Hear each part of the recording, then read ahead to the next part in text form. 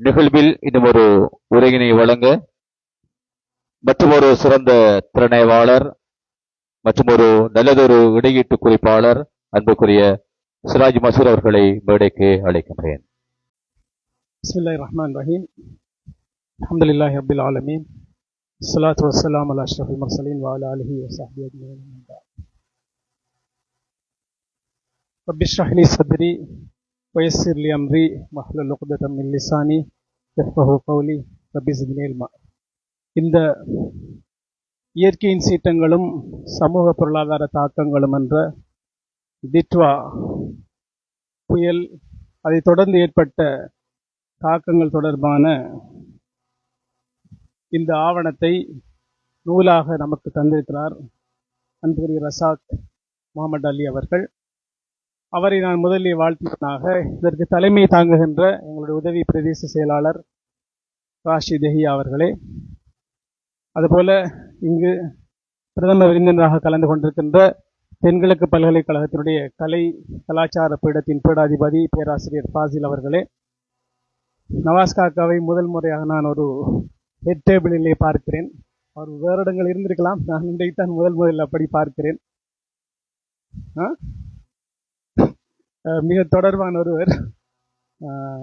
அது மாதிரி அன்புக்குரிய விரிவுரையாளர் ரசாக் அவர்களே, கலாச்சார உத்தியோகத்தர் மாவட்ட கலாச்சார உத்தியோகத்தர் தௌஃபீக் அவர்களே, சகோதர சகோதரிகளே, பெரியோர்களே, அனைவருக்கும் அஸ்ஸலாமு அலைக்கும் வரஹ்மத்துல்லாஹி வபரகாத்துஹு. முதலில் ரசாக்கை பற்றி பேச வேண்டும். அந்த புத்தகத்திலே இந்த நூலாக்க வருவதற்கு முதல் மெயின் காரணம் அவர்தான். ரசாக் ஒரு வித்தியாசமான ஆற்றல்கள் நிறைந்த ஒருவர். அவர் ஒரு கலைஞர் என்பது எல்லோருக்கும் தெரியும். எனக்கு ரசாக் என்றவுடன் ஞாபகம் வருவது தென்கிழக்கு பல்கலைக்கழகத்துடைய பழைய லைப்ரரிக்கு கீழே ஒரு மிக நீளமான மிக பிரம்மாண்டமான ஒரு ஓவியம் நீண்ட நாட்களாக காட்சிப்படுத்தப்பட்டிருந்தது. அது முஸ்னத் அஹமத் ஷரீஃபுதீனும் ரசாக்கும் தான் சேர்ந்து அதை வரைந்தார்கள். நாளைக்கு ஒரு பல்கலைக்கழகத்திலே அவ்வளவு நீண்ட காலத்துக்கு ஒரு ஓவியம் காட்சிக்கு வைக்கப்பட்டிருக்கும் என்றால் அது அதுவாகத்தான் இருக்கும். அப்படி ஒரு கருப்பு வெள்ளையில் அமைந்த ஒரு ஓவியம் நான் நினைக்கிறேன் ஃபாசில் சார் ரசாக் ஞாபகம் இருக்கும். ஆனால் மிக அழகான ஒரு ஓவியம். அது எனக்கும் இப்போதும் கண்ணுக்கு முன்னே இருக்கிறது. அப்படி பல்கலைக்கழகத்திலே இப்படியான வித்தியாசமான துறைகளிலே தங்களுடைய வெளிப்பாட்டை செய்கின்ற ஒரு திறமை அவருக்கு இருந்தது. இந்த விஷுவல் ஆர்ட்ஸ் என்று இதை சொல்வார்கள், காண்பிய கலைகள். எழுதுகின்ற விஷயத்தை விடவும் இப்படி கலையை வித்தியாசமாக நிகழ்த்தி காட்டுகின்ற விஷயங்கள் இருக்கிறது. பெர்ஃபார்மிங் ஆர்ட்ஸ் என்பதை அரங்கிலே செய்கின்றது போல இதை வித்தியாசமான வெளிப்பாடுகளாக செய்கின்ற ஆற்றல் ரசாக்கு இருந்தது. நிறைய திருமணங்களிலே ரசாக்குடைய ஸ்டேஜ்கள், த்ரோன்கள் அமைக்கப்பட்டிருப்பது நம்ம எல்லோருக்கும் தெரியும். இது அவருடைய ஒரு பக்கம். இன்னொரு பக்கம் ரசாக்குடைய வாசிப்பு ஆர்வம், தகவல் தேடுவதில் இருக்கிற ஆர்வம். தென்கிழக்கு பல்கலைக்கழகத்தின் நூலகத்திலே இந்த நூலகத்தை காதலித்த, நூலகத்தை பற்றிய ஒவ்வொரு விஷயங்களையும் தெரிந்த, மாணவர்களுக்கு உதவி செய்ய வேண்டுமே என்று இயங்கிய நூலக உதவியாளர்கள் பலர் இருக்கிறார்கள். சிலர் என்று சொன்னால் அது பிரச்சனையாகிவிடும் என்பதாக படிக்கிறது. அதிலே மிகச்சிலர் ஒரு அதீதமான ஈடுபாட்டோடு இருந்தவர்கள். கற்புணம் ஐயாவை பற்றி ரசாக் ஏற்கனவே எழுதியும் இருக்கிறார். அவர் அப்படி இந்த ரசாக் நிறைய உதவி செய்வராக இருந்தார். எங்களுக்கும் கூட நாங்கள் பல்கலைக்கழக மாணவர்களாக இருந்த காலத்திலே அவர் எங்களுக்கு நாங்கள் தேடுகின்ற புத்தகங்களை மிகவும் பிரயாசையோடு முயற்சித்து தருகின்ற அந்த பணியிலே மிகவும் ஈடுபாடுடையவர். புத்தகங்களை பற்றி ஒரு அறிவு அதற்கு அவசியம் என்பது உங்களுக்கு தெரியும். நூலகத்திலே புத்தகங்கள் மீதான ஈடுபாடு இல்லாதவர்கள் இருப்பார்கள், புத்தகங்கள் மீதான ஈடுபாடு இருப்பவர்கள் இருப்பார்கள். புத்தகங்கள் மீதான ஈடுபாடு இருப்பவர்கள் நூலகத்திலே பணியாற்றுவது என்பது அவர்களுக்கு ஒரு பெரிய வரப்பிரசாதம். அவருடைய அறிவு அதிலே வளர்கின்றது. அவர்கள் மாணவர்களோடு தொடர்பு படுகின்ற, ஊடாடுகின்ற, இன்டராக்ட் பண்ணுகின்ற அந்த வாய்ப்பு மிக முக்கியமான ஒன்று. அந்த வகையில் ரசாத்துக்கு அது மிக முக்கியமான ஒரு பண்பாக இருந்தது. அடுத்தது அவர் எனக்கு ஞாபகம் இருக்க மாதிரி ஏற்கனவே ஒரு சிறிய நூலை வெளியிட்டிருக்கிறார். அவருடைய பேர் ரெண்டு புத்தகங்கள் வெளியிட்டும் இருக்கிறார். இப்போது இந்த புத்தகத்தை ஏன் இந்த தலைப்போடு வந்திருக்கிறார் என்று நான் உண்மையில் யோசிக்க அடிக்கடி மனதுக்குள்ளே வந்து போனது. எங்களுக்கு கிழக்கு மாகாணத்தில் இருக்கிற எல்லோருக்கும், நாங்கள் சின்ன வயதில் இருக்கிற பலர், எங்களுக்கு சின்ன வயது ஞாபகம் தான் இருக்கிறது. அசீஸ் காக்கா இங்கே இருக்கிறார், உங்களுக்கெல்லாம் நன்றாக தெரியும் 78ஆம் ஆண்டைய புயல் எப்படி இந்த பிரதேசத்தை பாதித்தது என்று. புயல் என்றால் எங்களுக்கு 78 புயல் தான் ஞாபகம் வரும். அக்கறை பற்றி அவ்வளவு தூரம் பாதிக்கவில்லை என்றாலும் எனக்கு தெரிய வீடுகளிலே மாமரங்கள், வேலிகள் இப்படியெல்லாம் சிதைந்து உடைந்த காட்சிகள் ஒரு சின்ன பிள்ளையாக எனக்கு ஒரு 5 வயது அப்போது அது ஞாபகம் இருக்கிறது. ஆனால் அதை விடவும் பெரிய விஷயங்கள் மட்டக்களப்பிலே மிக அதிகமாக இருந்தது நமக்கு தெரியும். இலங்கையிலே அடிக்கடி தாளமுக்கம் ஏற்பட்டு பாதிப்புக்குள்ளாகின்ற ஒரு பிரதேசம் நமது தென்கிழக்கு பிரதேசம் தான். அடிக்கடி அங்குதான் இந்த தாளமுக்கமும் ஒரு காலநிலை மாற்றத்துடைய முக்கியமான புயல் உருவாக்கம் எல்லாமே நிகழ்வது இந்த கடல் பிரதேசங்கள். இந்த கடல் பிரதேசத்தில் இருந்து உருவாகிற அந்த புயல்கள் அடிக்கடி தணிந்து போவதை நாங்கள் காண்போம். ஆனால் 2025 நவம்பர் 27ஆம் தேதி வந்த இந்த நித்வா புயல் நாங்கள் நம்ப முடியாத ஒரு புயலாக இருந்தது. அதனுடைய விஞ்ஞான விளக்கங்கள் எல்லாம் நான் பேசவில்லை. நிறைய உங்களுக்கு ஏற்கனவே எங்களுடைய ஏடிஎஸ் ராஷித் அவர்கள் சொன்னது போல 2 புயல்கள் இணைந்து அது ஏற்படுத்திய தாக்கம் நமக்கு தெரியும். அதனை ஒரு ஆவணமாக செய்ய வேண்டும் என்று ரசாக் நினைத்தது ஒரு முக்கியமான விஷயம் என்றுதான் நான் நினைக்கிறேன். என்றால் 78 புயலை விஞ்சி இலங்கை முழுவதும் ஒரு ஒரு ரெட் அலர்ட் உள்ளே ஒரு சிவப்பு எச்சரிக்கை விடுக்கப்படுகின்றதாக முழு நாடும் இருந்த ஒரு அனர்த்தம் என்றால் அது இந்த தித்வா புயல் தான். தொடங்கிய போது நான் உண்மையில் ஊரில் இருக்கவில்லை, கண்டியிலே நான் அப்போது இருந்துவிட்டு நான் கொழும்புக்கு வெளிக்கிட்டு போகிற போது நான் அங்கிருந்த சில நண்பர்களிடம் சொல்லிவிட்டு போனேன், இது ஒரு எங்கட அக்கறை பற்றி அல்லது இந்த தென்கிழக்கு பிரதேசத்திலே கடுமையான பாதிப்பு வரப்போகிறது என்பதை ஒரு கவலையோடு நான் சொல்லிவிட்டு கொழும்புக்கு போய் இறங்கினால், நான் போன அடுத்த நாளிலிருந்து மழை தொடங்கி உடனடியாக திரும்ப கண்டிக்கு வர வேண்டி வந்தது. வந்தால் நம்ப முடியாத பேர் அனர்த்தம். அந்த காட்சிகளை பற்றி நான் முகநூலிலையும் அடிக்கடி எழுதி உங்களுக்கு தெரிந்திருக்கும். கண்டிக்கு வளமையான மாவனல்லை பாதை ஊடாக கடுகண்ணாவை ஊடாக வர முடியாமல் இருந்தது. குருநாகல் சென்று அப்படியே கலகெதர ஊடாக கட்டுக்கஸ்தோட்டை வந்துதான் கண்டிக்கு வர முடியுமாக இருந்தது. வந்ததன் பிறகுதான் பாதை நெடுகவே நிறைய மண் சரிவுகளை கடந்து வர வேண்டிய மிக கஷ்டமான ஒரு சூழ்நிலை இருந்தது. பல இடங்களில் கரண்ட் இல்லை, தொலைபேசி, எப்போதும் ஒரு அனர்த்தத்திலே முதலாவது இந்த தொடர்பாடல் தான் துண்டிக்கப்படும். இப்படியான ஒரு நிலைமை இருந்தது. பிறகு போனால் வெள்ள அனர்த்தம் ஒரு பக்கம், மண் சரிவு ஒரு பக்கம், கிட்டத்தட்ட ஆயிரக்கணக்கான மண் சரிவுகளை நேரடியாக காணக்கூடிய சந்தர்ப்பம் இருந்தது. இந்த வாழ்நாளே முதல் முறையாக இவ்வளவு பெரிய அனர்த்தத்தை கண்ட ஒரு சூழல். அப்படி ஒரு பெரிய அனர்த்தத்தை ஆவணப்படுத்த வேண்டும் என்று நண்பர் ரசாக் முனைந்து இந்த விஷயங்களை செய்திருக்கிறார். அது மிகவும் முக்கியமான ஒரு விஷயம். இந்த அனர்த்தம் இலங்கை வாழ் மக்கள் ஏற்படுத்திய பாதிப்பு மிகவும் கடுமையானது.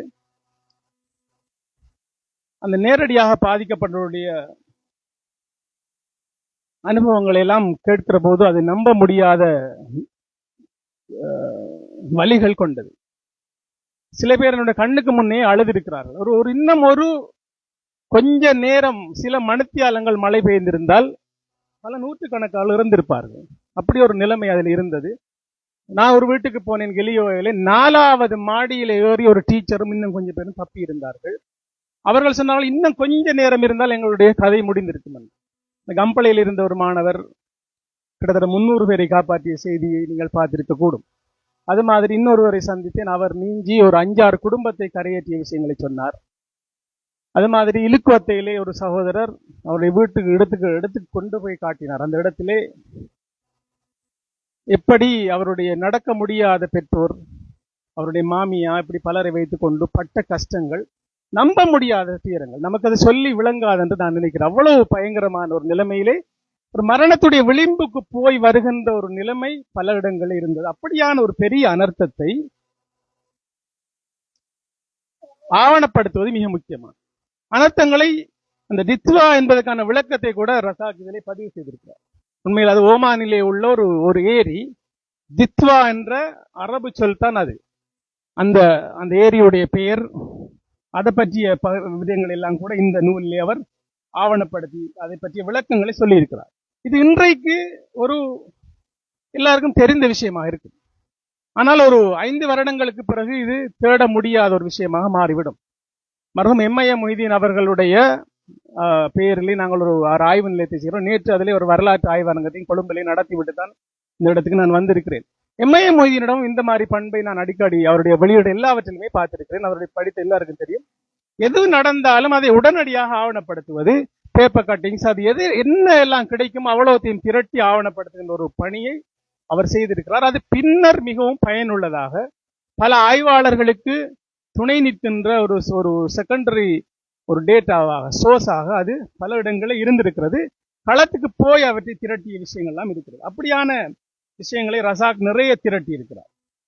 உதாரணத்துக்கு ரம்புக்கெல்ல கிராமத்தை எடுத்துக்கொண்டால் அதுல எத்தனை மரணங்கள் நடந்துச்சு, காணாமல் போனது என்ன, மீட்கப்பட்ட ஜனாசா என்ன, அடுத்தது வெள்ளத்தில் அனர்த்தத்தில் அடித்து செல்லப்பட்ட கோழிகள் 30 லட்சம், விலங்குகள் என்ன, இப்படி ஒவ்வொரு தகவலும் திரட்டப்பட்டிருக்கு. இப்படி ஒரு டித்வா என்றால் உடனடியாக ஞாபகம் வருவது இந்த புத்தகமாக தான். எனக்கு தெரியும் இதுவரை தித்வா தொடர்பாக இப்படியான ஒரு புத்தகம் இதுவரை வரவில்லை.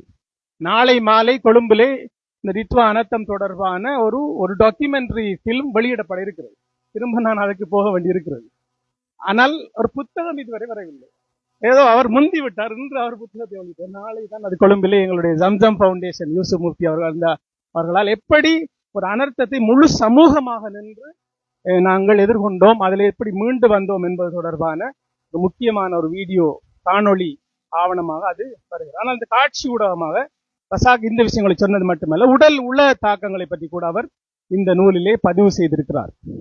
பொதுவாக இந்த சைக்கோ சோசியல் சப்போர்ட் என்று சொல்லுகிற உள ஆற்றுப்படுத்தல் என்கிற விஷயம் இந்த அனர்த்தத்திலே கொஞ்சம் ஒப்பீட்டளவிலே பலரிடம் கவனம் குறைவாக செலுத்தப்பட்ட ஒன்றாக இருக்கிறது.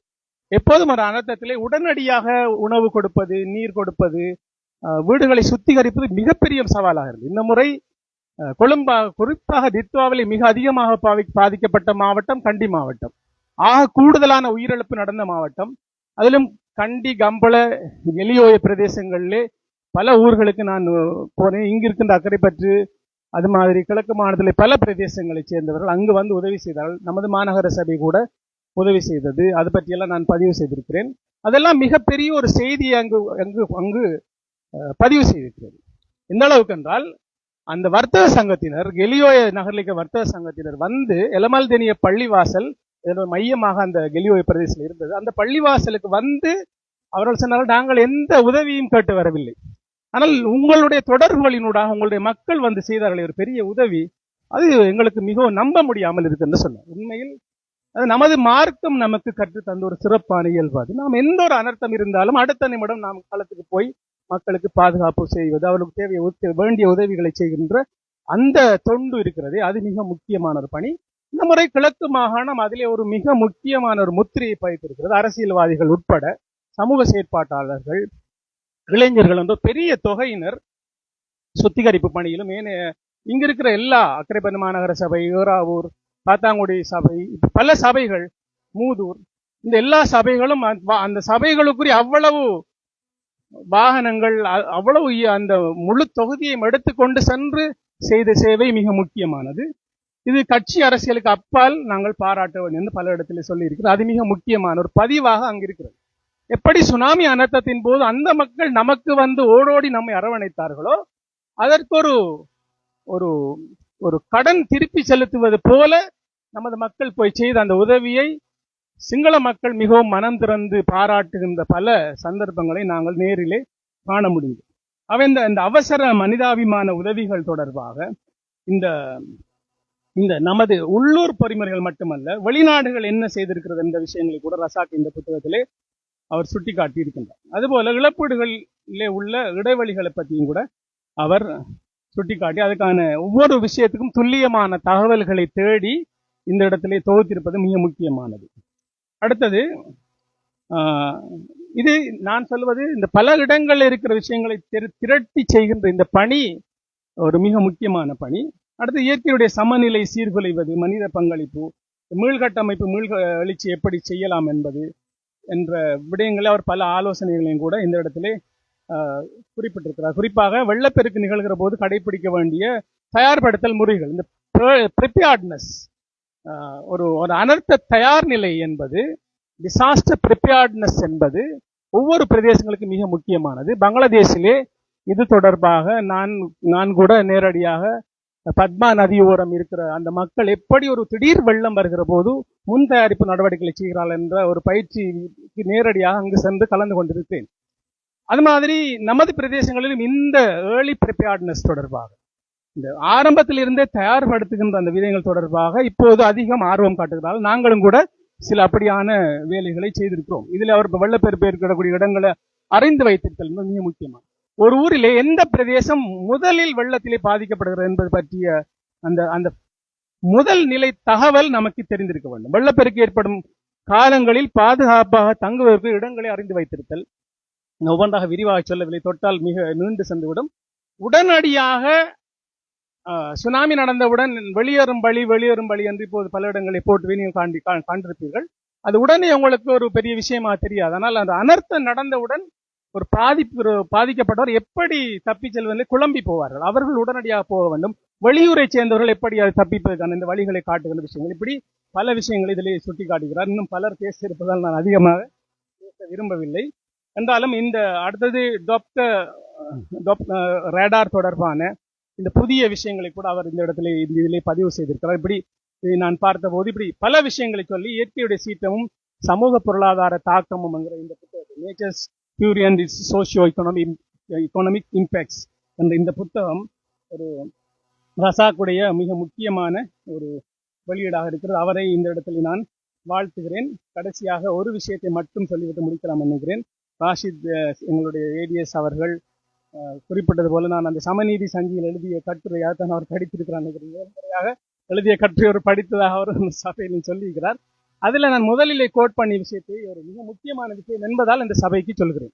அது என்னவென்றால், இயற்கை என்பது ஒரு நகரத்துடைய விருந்தாளி அல்ல. It's not a guest. மாறாக அதுதான் நகரத்துடைய அடிப்படை உட்கட்டமைப்பு. ஒரு டவுனுக்கு எப்படி பில்டிங்ஸ், ரோட்ஸ், இதுதான் இன்ஃப்ராஸ்ட்ரக்சர் நாங்கள் நினைக்கிறோம். ஆனால் இந்த கட்டுரையிலே இது UN ஹேபிட்டாட்டுடைய ஒரு முக்கியமான வெளியீட்டிலே இருந்து நான் எடுத்த தகவல். அவர்கள் சொல்வது, எப்படி ரோட் இன்ஃப்ராஸ்ட்ரக்சர் நாங்கள் நினைக்கிறோமோ அப்படித்தான் ஒரு ஊருடைய ஆறு, ஒரு ஊருடைய சதுப்பு நிலங்கள், இதெல்லாம் இன்ஃப்ராஸ்ட்ரக்சர் இதில் அவர் முன்வைக்கிறார். இந்த விஷயம் அது மிக முக்கியமானது. அடுத்து ஒரு இடத்துல போய் வெட்லேண்ட்ஸ் இருக்கிறது, ஈர நிலங்கள் இருந்தால் அது எப்படியான ஒரு ஃப்ளட் இன்ஃப்ராஸ்ட்ரக்சர், வெள்ள உட்கட்டமைப்பு. அவை புயல் நீரை உறிஞ்சுவதன் மூலம் சுற்றையல் பிரதேசங்களை பாதுகாக்கிறது. ஒரு வெட்லேண்ட் என்பது திடீரென்று மண்ணை நிரப்பி விட்டு போய் குடியேறுவதற்கான இடம் அல்ல. அது வெள்ள அனர்த்தம் வருகிற போது நீரை உறிஞ்சி ஒரு இயற்கையான ஒரு உட்கட்டமைப்பை செய்து நம்மை பாதுகாக்கின்ற ஒன்று என்கிற அந்த விஷயம். இது மாதிரி பல விஷயங்கள். டர்பன் ஃபாரஸ்ட்டை பற்றி, நகர்ப்புற காடுகளை பற்றி பேசலாம், நிறைய பேசலாம். நமது பிரதேசத்தில் அம்பாறை நகரம் மட்டும்தான் டர்பன் ஃபாரஸ்ட்டுக்குள்ளே இருக்கு. இப்படி நமது ஊர்களிலே இப்போது அந்த மரங்களே நிறைய குறைந்து கொண்டு செல்கிற ஒரு சூழலில் இந்த மாதிரியான ஒரு பெரிய அனர்த்தம் வருகிற போது நாம் தப்பி விட்டோம் என்று மட்டும்தான் நமக்கு ஒரு ஆறுதல் செல்லலாம். கண்டியிலே நான் கண்ட காட்சியை நான் நமது ஊரிலே தான் கற்பனை பண்ணினேன். இறைவனுடைய ஒரு பெரிய அருட்கொடை, நாங்கள் தப்பி இருக்கிறோம், ஆனால் அவர்கள் அகப்பட்டுக்கிறார்கள். இப்போது மக்கள் கவலைப்படுகிறார்கள். வெள்ளாமை வெட்டுகிற போது நானும் தான், எங்களுக்கும் பிரச்சனை தான். இப்போது வெள்ளாமை வெட்டுகிறோம், மழை பெய்யுது, நெல் விக்கல் அமைக்கணும் சொல்லார். இந்த அனர்த்தம் வந்திருந்தால் வெள்ளாமை என்ற சப்ஜெக்டே நமக்கு இருந்திருக்காது. திகவாப்பி மன்னிக்க வேண்டும், சேநாயக சமுத்திரம் 75 ஆண்டுகள் கடந்திருக்கிறது. அந்த அணை உடைந்திருந்தால் நமது கரையோர பிரதேசங்கள் என்பது கற்பனை பண்ண முடியாத அழிவுகளை சந்தித்திருக்கு. எங்களுடைய ஏடிஎஸ் சொன்னது போல ஆவணங்கள் என்ற, ஆமாம், கடைசி இதை மட்டும் சொல்லிவிட்டு கம்பளையிலே நாங்கள் அனர்த்தம் நடந்த ஒரு 2-3 நாட்களுக்குள்ளால் திடீரென்று ஒரு நடுச்சாமம் மெசேஜ் வருகிறது, கொத்மலை டேம் உடைந்து விட்டது. ஒரு இரவு 11 மணி 12 மணி இருக்கு. சன்னங்கள்லாம் எடுத்து ஓடுகிறார்கள். அப்ப நாங்க அடிச்சு கடை ரோட்ல அந்த இடத்துல சண்டை. எங்களோட வந்த நண்பரோட சொன்னார், 117க்கு அடிச்சு டிஎம்சியில செக் பண்ணுங்க. அப்படி செக் பண்ண அப்படி ஒன்று இல்லை. ஆனா அனர்த்தத்தை அந்த டேமுடைய கதவு திறக்கப்பட்டது உண்மை. சொல்லப்பட்ட இப்படி மக்கள் பெரிய டென்ஷனுக்குள்ள இருந்த போதும் இலங்கையுடைய அந்த டேம் சேஃப்டி தொடர்பாக பயங்கரமான விஷயங்கள் இருக்கிறது. அப்படியான ஒரு விஷயத்துல இந்த விஷயங்கள் எல்லாம் நம்மட ஆக்களுக்கு அந்த இப்ப மறந்து போன விஷயமா மாறிட்டு, ஆனால் நாங்கள் மிகப்பெரிய ஒரு அனர்த்த வலயத்துக்குள் வாழ்கிறோம். உலகத்தில் ஆபத்தான இயற்கை சீற்றங்கள் உள்ள பிரதேசங்களில் இலங்கை அந்த டாப் 10க்குள்ள இருக்கிறது என்று பேராசிரியர் பிரதீபராஜா ஏற்கனவே சுட்டி காட்டுகிறார். அவரோட நான் நேரடியாக பேசினேன். அவர் அந்த சோர்ஸ் எல்லாம் சொன்னார், எப்படி இதை கணிக்கிறார்கள், அது எப்படி இலங்கைக்குள்ளே ஒரு மாதிரி 2வது இடத்துக்கு வந்திருக்கு. ஆகவே நாங்கள் விரும்பினாலும் விரும்பாவிட்டாலும் அனர்த்தம் தொடங்குகிற இடத்திலே நாங்கள் வங்காள விரியோட நாங்கள் தான் இருக்கிறோம். ஆகவே தென்கிழக்கு பல்கலைக்கழகத்துக்கு ஆல்ரெடி நான் நினைக்கிறேன் எங்களுடைய சஜா அஸ்லம் சஜா இன்ஜினியர் ஃபேக்கல்டி இன்னும் பலர் சேர்ந்து இந்த மாதிரி கிளைமேட்டாலஜி தொடர்பான சில முன்னெடுப்புகளை அவர்கள் ஏற்கனவே செய்திருக்கிறார்கள். அவை பல்கலைக்கழகமும் இதை பற்றி அதிகம் சிந்திக்க வேண்டும், சமூகம் அதை விட சிந்திக்க வேண்டும். அந்த வகையிலே நண்பர் ரசாக் அவர்கள் ஓய்வு பெற்ற ஒரு 60 வயசுடைய அடையாளமாக நினைக்கிறேன் இந்த புத்தகத்தை தந்திருக்கிறார் என்பது அவருக்கு ஒரு சமூகம் அதற்கு நன்றி சொல்ல வேண்டும், அவரை வாழ்த்தி அவரை பாராட்ட வேண்டும். அவருக்கு உண்மையில் அல்லாஹ் நீண்ட ஆயுளை கொடுக்க வேண்டும். அவர் நான் நினைக்கிறேன் ஹல்லாஜ் என்ற ஒரு கலை மன்றத்துடைய தலைவராகவும் இருக்கிறார், தௌஃபிக் பக்கத்தில் இருக்கிறார். அவர் ஒரு கலைஞர், எழுத்தாளர், ஒரு சமூக ஆர்வலர், ஒரு வாசகர், நூலகர் என்று ஒரு இங்கே சொன்னது போல ஒரு பல்துறை கலைஞராகவும் அவர் இருக்கிறார். என்ற வகையிலே அவருடைய முயற்சியை நாங்கள் வாழ்த்தி வரவேற்கிறோம். அல்லாஹ் தாலா அவருக்கு நீண்ட ஆயுளையும் பரக்கத்தையும் கொடுக்க வேண்டும் என்று சொல்லி முடிக்கிறேன். நன்றி, வசலாம்.